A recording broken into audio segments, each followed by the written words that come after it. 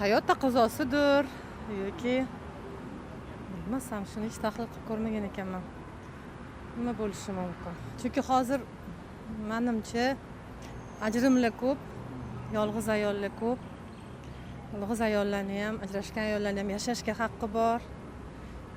Ham ko'chada shu ish yuzasidan bir mehr tushib qolib yoki bir boshqacha sabablar bilan yaqinlashib qolib turmush qurishgan bo'lishi mumkin.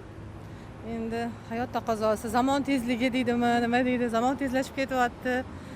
Hozir mana bu ijtimoiy tarmoqlar, Telegram, Instagram, tanishuvlar saytlari ko'p. Balki o'sha sababdir. Yoki yosh qizlarimizni bir nima deydi, tajribasi hali yo'ligi sababdir. Bilmadim endi buni. O'zi hozir qiz va o'g'il bolalar uchun ideal turmush qurish yoshi necha deb o'ylaysiz? Qizlar uchun 20-22 qizlar uchun. Yigitlar uchun 25 dan keyin. 25 dan keyin. Chunki 25 yoshgacha nima deydi, o'qishini, ishini hal qilib olishi kerak. Endi hozir ozgina mana bu nima deydi, turmush qurish yoshi kechikyapti. Sababi erkaklarga nima deydi, talab kuchli, yigitlarga talab katta bo'lyapti-da. Hozir xarajatlar katta, to'ylarimizni xarajatlari katta. Shu sababdir erkaklarimiz ozgina yoshi kechikyapti.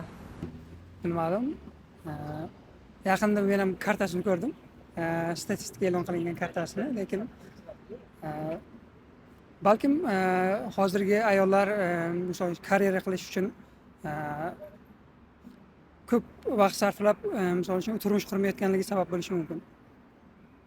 O'zi qiz va o'g'il bolalar uchun ideal turmush qurish yoshi necha yosh deb o'ylaysiz? 24-25 yosh.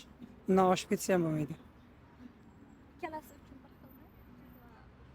Qiz bola uchun ham maksimal 25-26 yosh. O'g'il bolalar uchun ham 27 yosh undan oshsa keyin qiyin bo'lib qoladi.